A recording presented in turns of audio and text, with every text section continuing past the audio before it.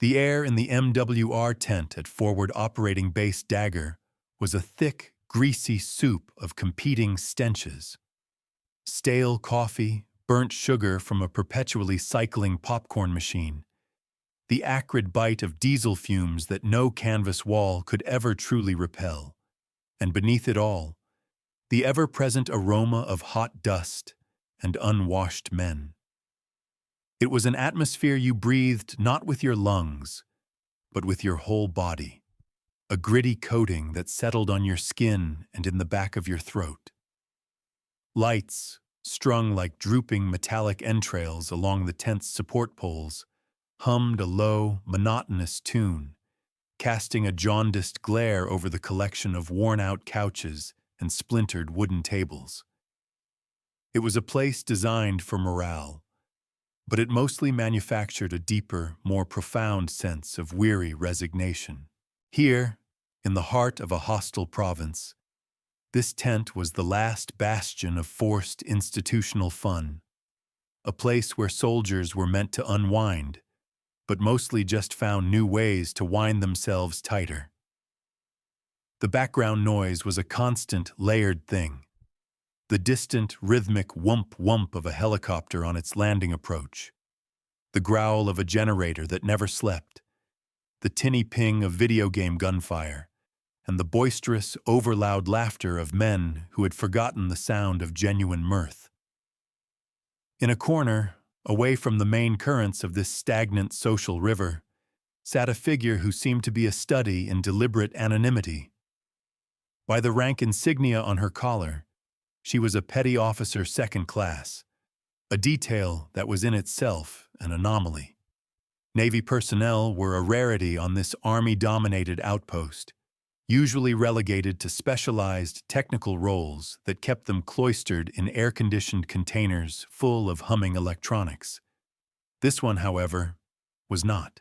She sat in the common filth with the grunts, wearing a set of desert camouflage utilities that seemed a size too large, the fabric hanging loosely from her small frame. Her name, according to the tape over her right breast pocket, was Smith. Just Smith.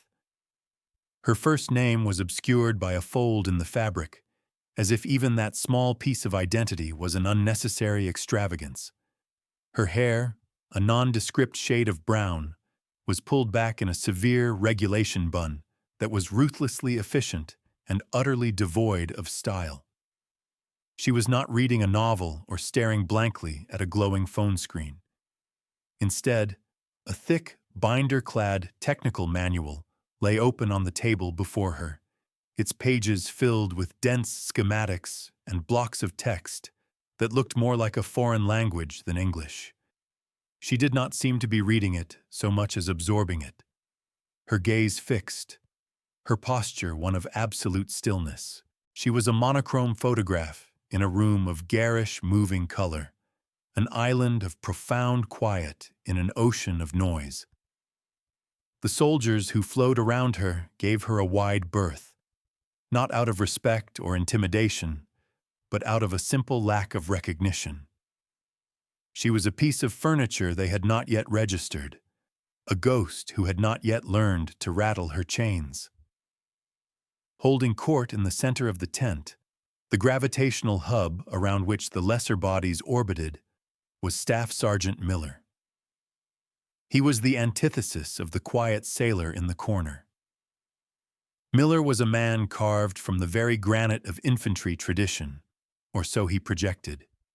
His jaw was perpetually set in a pugnacious jut, his arms, thick as transmission axles and covered in a tapestry of faded tattoos, were always crossed over his barrel chest.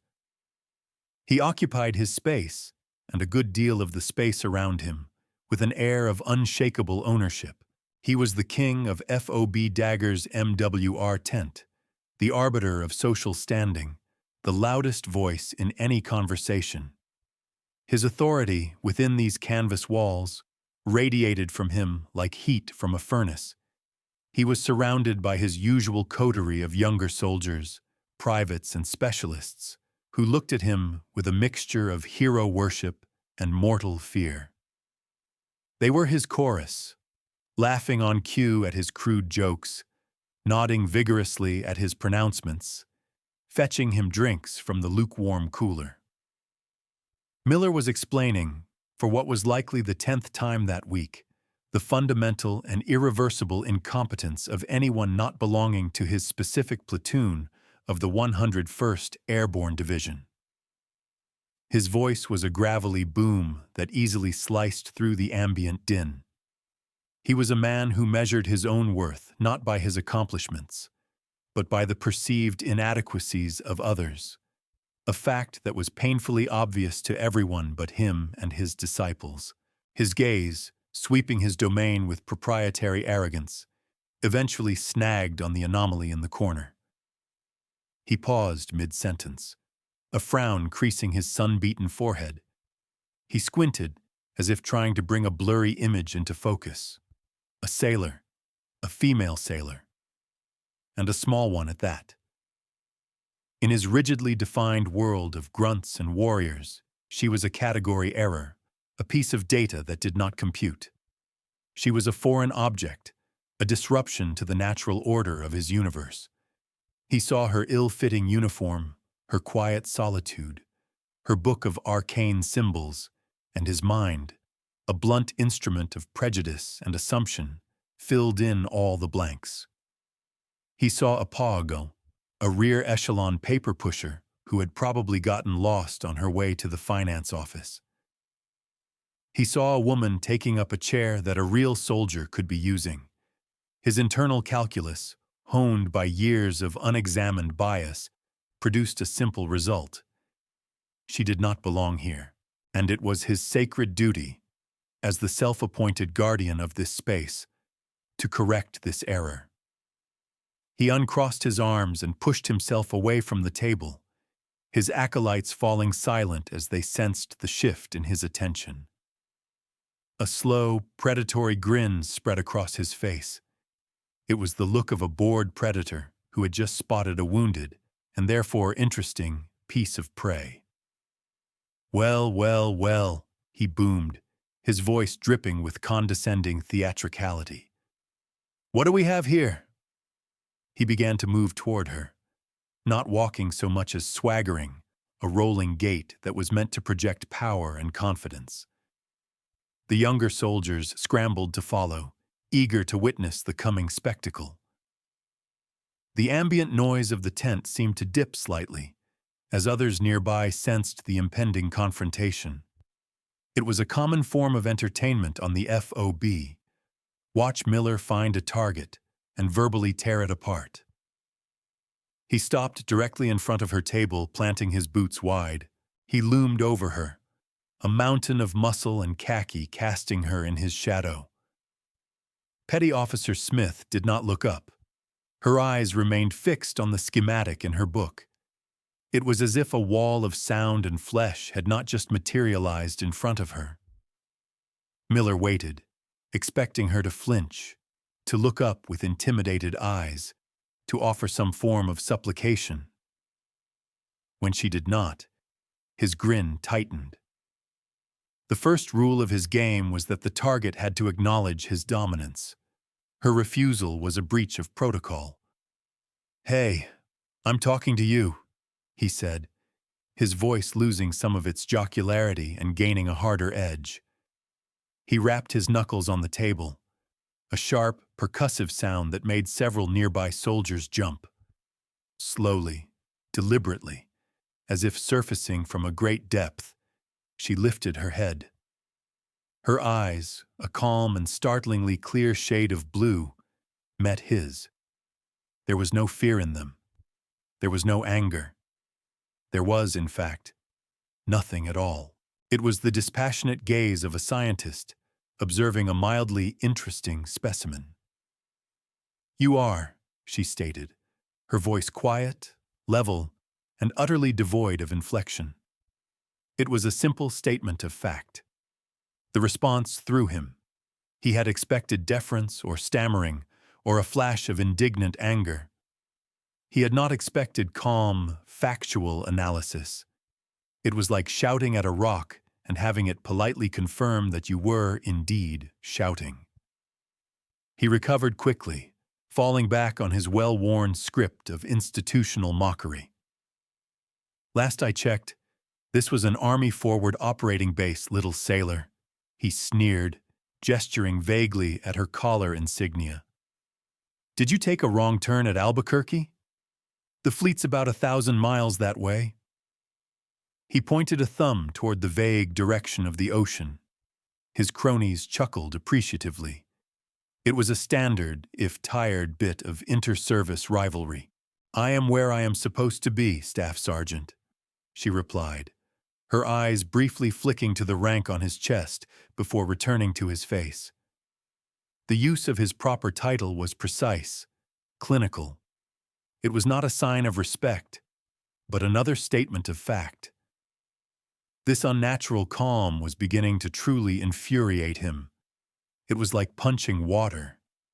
He was putting on a performance for his audience, and his co-star was refusing to read her lines. He needed to escalate, to force a reaction, to prove that he was in control. Supposed to be? According to who? Some desk jockey admiral in Bahrain? This here is the front line. We don't have much use for whatever it is you people do. Pushing paper, fixing radios, looking at screens. He gestured dismissively at her technical manual. That book gonna teach you how to fight? She did not flinch. She did not turn. A lesser person would have defended their role, their service, their purpose. They would have become angry, or flustered, or defensive. They would have engaged in the argument, and in doing so, they would have already lost. Because they would be playing his game by his rules. Petty Officer Smith did none of these things. Instead, she offered a response that was so outside his frame of reference, it almost short-circuited his brain. That is not its function, she said softly. The utter lack of emotional engagement was a profound insult to a man like Miller. It was a denial of his entire worldview. He existed to dominate, to provoke, to be the center of the emotional gravity in any room. Her placid refusal to be provoked was a rejection of his very being. He felt a hot flush of anger crawl up his neck. His audience was watching. His credibility was on the line. He needed to reassert his dominance physically if necessary. He leaned down, bringing his face uncomfortably close to hers, his voice dropping to a conspiratorial, threatening growl. The smell of stale chewing tobacco and rage washed over her. Listen to me, you little pog. Around here, you show some respect. When a senior NCO is talking to you, you look alive. You understand me? To punctuate his point, he reached out a thick finger and deliberately, contemptuously, flicked her open book, sending it skittering across the table and off the edge. It landed on the dusty floor with a dull, pathetic thud. The tent fell completely silent. This was a line crossed. Verbal hazing was one thing, but the small act of physical aggression changed the dynamic. Everyone watched her, waiting. Now she would have to react. Now there would be tears or shouting or a panicked retreat. Now the natural order would be restored. Petty Officer Smith's gaze followed the book to the floor. For a long moment she stared at it. Then, with a slow, almost languid grace, she turned her head back to face Miller. Her expression had not changed. The placid ocean of her eyes showed no new ripples, but something in the quality of the silence around her had shifted. It was no longer the silence of an audience waiting for a show. It was the deep, profound stillness of the air just before a lightning strike. She was a lioness, allowing a jackal to dance at the edge of its kill radius, observing its frantic antics with a kind of detached curiosity, waiting for the precise moment to act. Miller, blinded by his own hubris, saw only submission in her stillness. He mistook her patience for fear, her control for weakness. It was a catastrophic, career-defining error in judgment. He straightened up, a triumphant smirk returning to his face. He had won. He had broken her. He opened his mouth to deliver the final, crushing verbal blow, the line that would cement his victory in the minds of all present. He never got to say it. The world ended. Not with a bang, but with a sudden, terrifying silence. The generators died. The lights went out. The music, the video games, the hum of the air conditioners, all of it vanished in a single instant, plunging the tent into a disorienting darkness and a silence so absolute it felt like a physical pressure on the eardrums. For a heartbeat, the only sound was the collective sharp intake of breath from 24 soldiers. Then the noise began. It was a sound that none of them had ever heard before. It was not the familiar whistle of an incoming mortar or the crack of rifle fire. It was a high-pitched insectoid buzzing, a million tiny dentist's drills that seemed to come from everywhere at once. It grew in volume exponentially, a shriek that vibrated in their teeth and bones. Outside, a series of sharp, percussive thumps echoed across the FOB. Not the heavy crump of explosions, but the sound of heavy things simply failing. The distant helicopter engine choked and died with a sickening metallic cough. A sentry in the nearest guard tower began to scream, a raw, terrified sound that was abruptly cut off. Panic, cold and electric, flashed through the tent. Soldiers scrambled in the dark, tripping over furniture and each other, their training fighting a losing battle against primal fear. What the hell was that? Incoming! Get to the bunkers! The shouts were confused, contradictory. Staff Sergeant Miller, caught completely off guard, reverted to his training. Get down! Everyone get the hell down! He roared, his voice tight with an adrenaline he was not prepared for. But his orders were useless. Get down from what? The threat was everywhere and nowhere. It was an attack on the very nervous system of the base. In the Central Tactical Operations Center, or TOC, a brightly lit and supposedly secure bunker, the same sequence of events unfolded with even more terrifying speed. A bank of monitors showing drone feeds, satellite maps, and communications logs all blinked and went black simultaneously. The secure radio channels filled with static, then silence. The FOB commander, a full-bird colonel named Harker, stared at the dead screens, his face a mask of disbelief. What is happening? Get me a sit rep. Somebody talk to me. His communications officer, a young, frantic lieutenant, hammered at his keyboard. Sir, it's not a power failure. The entire network is down. I mean, it's not just down, it's gone. The code is just gibberish. It's like the system had a stroke. The FOB was deaf, dumb, and blind, an electronic lobotomy, and outside, the buzzing grew louder. The conventional authorities, from the colonel in his high-tech bunker to the staff sergeant in his MWR tent, had failed. Their experience, their training, their authority, it was all predicated on a system that no longer existed. They were shouting orders into a void, their power rendered utterly meaningless. Back in the darkened tent, a single point of light appeared, a small, focused beam from a penlight. It was held in the steady hand of Petty Officer Smith. She had not screamed. She had not scrambled. While everyone else was reacting to the chaos, she had been processing it. In the first few seconds of the attack, her mind, a finely tuned instrument for pattern recognition, had already identified the threat. This was not a simple jamming attack. This was a coordinated, multi-spectrum electronic warfare and kinetic assault. A drone swarm. Not a dumb swarm, but a smart, networked one, designed to systematically dismantle a target's command and control capabilities before a physical assault. It was elegant, sophisticated, and lethally effective. It was also, as it happened, the exact subject of the doctoral thesis she had written at the Naval Postgraduate School 2 years prior under a very different name. Her movements in the dark were not rushed, but they were filled with a breathtaking economy of purpose. She rose from her chair, her body fluid and silent. While Miller was still shouting for people to get down, she was already moving toward the back of the tent. She knew this tent. She had surveyed it the day she arrived.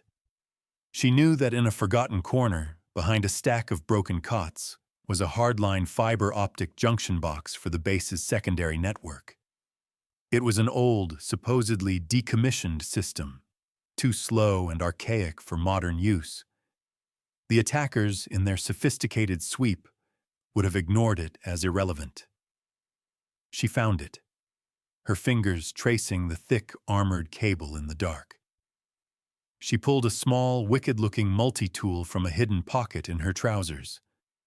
Not a standard-issue Gerber, but a specialized piece of equipment designed for electronics and demolitions. With a series of precise snips and twists, she bypassed the main junction and exposed the raw fiber optic filaments within. From another pocket, she produced a small, flat device that looked like a ruggedized smartphone. It was nothing of the sort. It was a custom-built diagnostic interface, a digital lockpick of her own design. She clipped a small adapter onto the exposed fibers and plugged it into her device. The screen flickered to life, bathing her face in a cool blue light. The other soldiers, now huddled on the floor, watched her, their fear momentarily replaced by confusion. They saw a silhouette working with intense, focused energy. Miller, his own authority having evaporated, could only stare. "What in God's name are you doing, sailor?" he hissed, his voice a hoarse whisper. She didn't answer him. She was no longer Petty Officer Smith.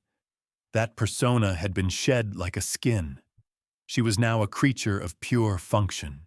Her fingers flew across the touchscreen, typing lines of code at a speed that seemed impossible. She was not hacking the system. She was talking to it in its native language. She was bypassing layers of corrupted code, finding backdoors she herself had helped design years ago for just such a contingency, and forcing the old, forgotten network to wake up. "I have a handshake," she murmured to herself, her voice a low, intense hum. "Establishing a primary node through the SATCOM-B uplink. Bypassing the firewall. You're a sloppy one, aren't you?" Her words were a foreign language of expertise, a liturgy of technical command that silenced the amateurs. A schematic appeared on her screen, a ghostly map of the FOB. Red icons pulsed all over the perimeter. The swarm. But now, she could see them. And on the far side of the map, a new icon blinked into existence. A blue one. Her. "Got you," she whispered. Her fingers danced again. "I'm routing a signal daisy chain through the ground sensor grid, retasking CIWS Battery 3. Slave its targeting system to my terminal. Authorize, override, execute." Outside, one of the Phalanx CIWS turrets, the 20mm Gatling gun systems known colloquially as Sea-Whiz, had been silent, its electronic brain fried with the rest of the base's defenses. Now, with a sudden, loud hydraulic whine, it sprang to life. Its white dome swiveled, not randomly, but with terrifying purpose. It pointed toward a section of the sky where nothing seemed to be. "Targeting the swarm's command and control node," she said, her voice now carrying a cold, clear authority that cut through the fear in the tent. They're using a master-slave hierarchy. Take out the master drone, and the rest will revert to basic pre-programmed behavior. She made a final adjustment on her screen. Firing. The CIWS erupted. It was not the uncontrolled, panicked burst of fire they were used to hearing in drills. This was a single, precise, 3-second burst. A stream of tracers ripped into the night sky, a solid line of incandescent fury. For a moment, there was nothing. Then, high in the darkness, a small star bloomed, a bright white flash, and the terrifying, all-pervasive buzzing sound faltered. It did not stop, but its character changed. The intelligent, coordinated shriek dissolved into 1,000 individual mindless buzzes. The swarm was broken. She wasn't finished. The swarm was Phase 1, she announced to the room, though she was looking only at her screen. They used it to create a breach. Ground element is inbound. Axis of advance is from the northeast, using the dry wadi for concealment. They'll hit the wire in 90 seconds. Miller stared at her, his mouth hanging open. The dry wadi. That was his sector. How could she possibly know that? How do you know that? He stammered. For the first time, she looked directly at him. The dispassionate calm was gone. In its place was something far more terrifying. Absolute, irrefutable authority. Because I'm rerouting the one functional ground-penetrating radar sensor and cross-referencing its data with the thermal signatures from a passing weather satellite I just hijacked. Now get your men ready. They'll be targeting Sector 4 at the weak point by the old culvert. The spell was broken. An order had been given. A clear, actionable, and impossibly well-informed order. It cut through the panic like a surgeon's scalpel. Miller, without a conscious thought, found himself nodding. "Sector 4! You heard her! Let's go!" he yelled, the ingrained habit of command reasserting itself, even if he was now just a relay for a higher power. The soldiers, given a direction, a purpose, scrambled to their feet and began moving, grabbing their weapons, their actions now sharp and focused. Just as they began to pour out of the tent, the main entrance was thrown open with violent force. A group of men, backlit by the flickering emergency lights of the command bunker, stood silhouetted in the doorway. At the front was Colonel Harker, his face pale and grim. But all eyes were drawn to the man beside him. He was older, leaner, with the quiet, dangerous stillness of a lifelong predator. He wore the 2 stars of a major general on his collar. This was General Davies, the visiting commander of all Special Operations Forces in the theater. His presence on the FOB was a closely guarded secret. He and the colonel had been in the deepest part of the command bunker when the attack hit, and they had just emerged into the chaos of their now crippled base. The general's eyes swept the scene, taking in the panicked but now mobilizing soldiers, the terrified faces, the lingering darkness. His gaze was that of a man who could process a chaotic battle space in a microsecond. It passed over Miller, over the other NCOs, and then it landed on the single point of calm and control in the entire scene. The small female sailor, bathed in the blue light of her strange device. He started toward her, moving with a long, purposeful stride that parted the crowd of soldiers. Colonel Harker followed, a confused look on his face. "General, the TOC is this way. We have to re-establish comms." The general waved him to silence without looking at him. His entire attention was fixed on the woman. He drew closer, his eyes narrowing. He saw the intense focus on her face, the lines of code still scrolling on her screen. He saw the way she was single-handedly orchestrating the defense of his entire base from a makeshift terminal in a dusty tent. And then he saw it.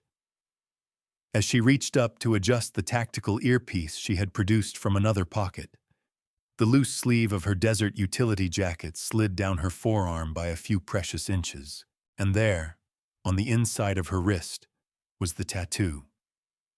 It was small, faded, and partially obscured, but to a man like General Davies, it was as clear and unmistakable as a national flag. The golden eagle, its wings spread, clutching a flintlock pistol, a trident, and an anchor. The seal trident. The general stopped dead in his tracks. His face, a mask of hardened command, went through a rapid series of micro-expressions. Shock, disbelief, dawning comprehension, and finally, a deep, profound, and unmistakable look of reverence. He looked from the tattoo to her face, really looking at her for the first time. The anonymous features, the severe bun, the ill-fitting uniform, he saw past all of it. "Riptide?" he breathed, the name a near whisper, a ghost from a world of classified briefings and legendary operations. It was a call sign spoken only in hushed, respectful tones in the most secret corridors of power.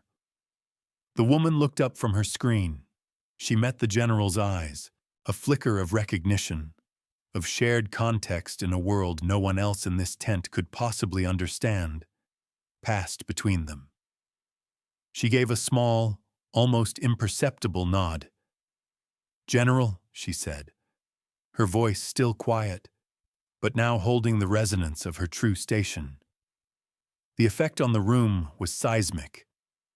Colonel Harker, the FOB commander, froze, his jaw slack. He looked from the two-star general to the lowly petty officer and back again, his brain refusing to process the scene.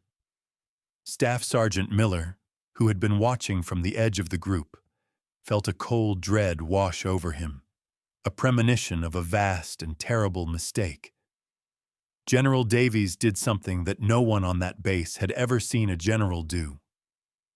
He drew himself up, his back ramrod straight. His posture shifted from that of a superior officer inspecting a subordinate to that of a junior addressing a figure of immense and unassailable authority. In the utter silence of the tent, he snapped his heels together. The sound was like a rifle shot. He brought his right hand up in the sharpest, most precise salute he had ever rendered in his 30-year career. "Commander Thorne," he said, his voice now a formal, ringing declaration that filled the space. "You are relieved. My staff and I have the watch." "Commander." The word fell into the room like a bomb. Not petty officer. Not Smith. Commander Evelyn Thorne. And then, the narrator's voice that lives in the institutional memory of the military began to speak, filling in the blanks for the stunned onlookers. This was not just any commander. This was the Commander Thorne, the architect of Operation Silent Talon, the woman who wrote the book on modern electronic and asymmetric warfare, the first female SEAL officer to not only pass the grueling BUD/S training, but to graduate at the top of her class, the recipient of a Navy Cross, 2 Silver Stars, and a host of other medals so classified they didn't even have names. She was a legend, a ghost, a name whispered in the same breath as the most storied figures in Special Operations history. She was on this FOB under a false name and rank, not because she was lost, but because she was conducting a deep-level systems audit, a ghost penetration test, to see if the conventional army could withstand the very kind of attack she had just defeated. The answer, she had just proven, was no. The weight of this revelation settled on the room, crushing the air from every lung. Colonel Harker looked like he had been slapped. His entire command had just been saved by a living legend he didn't even know was on his base, a legend his own NCOs had been harassing in the MWR tent. And Staff Sergeant Miller looked like he had seen the face of God and been found wanting. The blood drained from his face, leaving a pasty gray mask of horror. Every arrogant word, every condescending sneer, every moment of his brutish display replayed in his mind, now cast in the horrifying light of who he had been saying them to. He had mocked the woman who wrote the doctrine. He had physically assaulted a war hero. He had called Commander Evelyn Riptide Thorne a pog.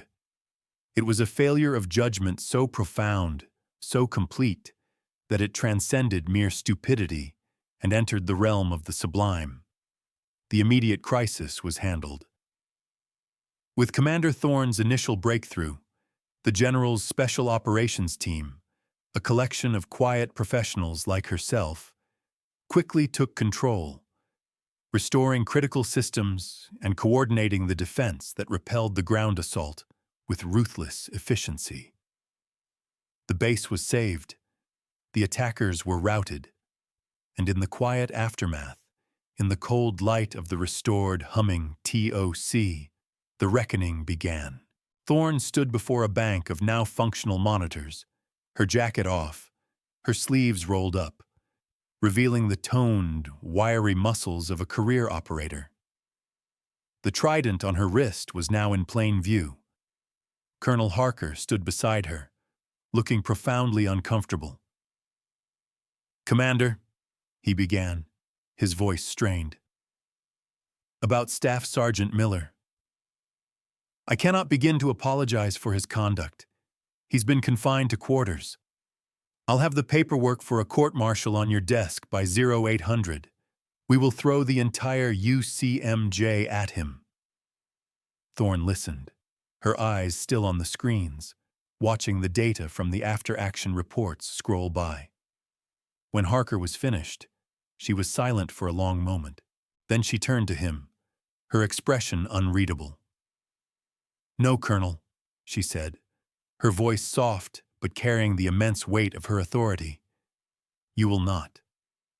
Harker was taken aback. "Ma'am, but his disrespect, his assault, was a symptom, not the disease," Thorne interrupted, her gaze sharp and analytical. "His behavior was unprofessional, and his assumptions were tactically catastrophic. But punishing him will not fix the underlying problem. He doesn't need punishment, Colonel. He needs an education." She looked past Harker, her gaze sweeping the TOC until it found the man in question. Staff Sergeant Miller had been brought in, and he stood at a stiff, terrified brace in the corner, flanked by two stone-faced master sergeants. He was pale, sweating, and looked as if he was waiting for a firing squad. "Staff Sergeant Miller," Thorne called out. Her voice was not loud, but it cut through the room like a laser. Miller flinched, then shuffled forward, his eyes fixed on a spot on the floor 6 inches in front of his boots. "Commander," he croaked. She walked slowly toward him, circling him like a shark examining its prey. But her intention was not to devour. It was to diagnose. "Sergeant," she began, her tone that of a professor addressing a struggling student. "Your failure tonight was not one of courage. I have no doubt you are a brave soldier. Your failure was one of imagination. You look at the world, and you see only what you expect to see. You see a sailor, you assume they are lost. You see a woman, you assume she is weak. You see a lower rank, you assume they are ignorant.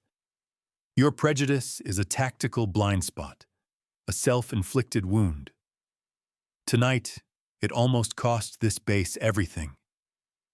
She stopped in front of him, forcing him to finally meet her eyes. "In my world, Sergeant, we do not have the luxury of such blindness. When we enter a room, we do not see uniforms or genders or ranks. We see assets and liabilities. We see weapons and tools. We see threats and opportunities. Every single person is a data point. You looked at me, and your brain processed the data incorrectly. You discarded a valuable asset because it did not fit your preconceived notion of what an asset should look like. That is not just a personal failing, Sergeant. It is a mission-critical tactical error. Miller could only nod, his throat too tight to speak. The shame was a physical weight, pressing him down. He had expected to be yelled at, to be stripped of his rank, to be disgraced. He had not expected this. He had not expected a clinical, dispassionate deconstruction of his soul. Thorne turned back to the stunned colonel. Therefore, I am officially requesting that Staff Sergeant Miller be reassigned, effective immediately. He will serve as my personal liaison for the remainder of my assessment tour. A murmur went through the room. It was not a punishment. It was a far more intimate and terrible fate. He will carry my gear, Thorne continued, her eyes boring into Miller's. He will sit in on my briefs. He will be my shadow. He will watch me work, and he will learn. He will learn to see the world not as it appears to be, but as it truly is. He will learn that competence has no uniform, and that authority is not something you wear on your collar. It is something you demonstrate with your actions. Is that understood, Sergeant? Yes, Commander, Miller whispered, the words barely audible. It was the sound of a man whose entire worldview had been dismantled and was now being rebuilt from the ground up by its destroyer. Years passed. The story of the night the Navy saved Dagger became a fable, a piece of institutional lore told in NCO academies and smoke pits from Kandahar to Fort Bragg. It was a modern military morality play, embellished with each telling, but the core truth remained. It was a story about the danger of assumptions. On a crisp autumn day at the Sergeant Major Academy, a group of young, cocky staff sergeants, men who looked very much like a younger version of Miller, sat in a lecture hall. They were the best and brightest of their generation, the future leaders of the enlisted corps. At the podium stood Sergeant Major Miller. He was older now, his face a roadmap of experience, but the arrogant swagger was gone, replaced by a quiet, unshakable confidence. He was one of the most respected instructors at the academy. He looked out at the faces of the young NCOs, and he saw himself. He saw the same unearned confidence, the same easy prejudice. He cleared his throat. All right, he began, his voice a low rumble. They teach you a lot of things here. Tactics, leadership theory, doctrine. I'm going to teach you the most important lesson I ever learned. It's a lesson about seeing. And he told them the story. He spared no detail of his own foolishness. He recounted his sneering words, his condescending tone, his arrogant certainty. He described the utter humiliation of the reveal, the cold terror of his reckoning. He did not tell it to entertain them. He told it as a cautionary tale, using his own shame as a teaching tool. She never raised her voice, he told the silent room. She never had to. Her competence was her argument. Her actions were her rank. She stripped me down to the studs, not with anger, but with logic. She forced me to see my own blindness. He paused, looking at his own hands, as if seeing the ghost of the book he had once knocked to the floor. I spent 6 months as her shadow. I saw her outthink generals, outnegotiate diplomats, and outmaneuver enemies with nothing but a laptop and a satellite phone.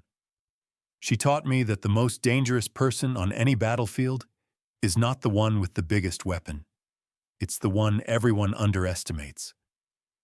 He looked back up at the young sergeants, his gaze intense. So I want you to remember this. When you get out there, to your platoons and your fire bases, look around you. The quiet specialist in the corner who is always reading, the new lieutenant who seems nervous, the female soldier you assume can't keep up. Don't you dare write them off. You look at them, and you see them. You see the asset they might be. Because you never know. You just never know when you might be talking to Riptide. The story thus concludes not as a simple tale of vindication, but as a lesson passed down, a legacy forged in humility. It serves as a permanent reminder within the institution that true strength is not loud, it is not boastful, and it rarely looks the way you expect. It is quiet, it is competent, and it is always, always watching, waiting to be revealed not by a shout, but by the undeniable force of its own excellence. The ultimate moral, etched into the consciousness of all who hear the tale, is a simple and timeless one. Substance will always, in the end, triumph over style.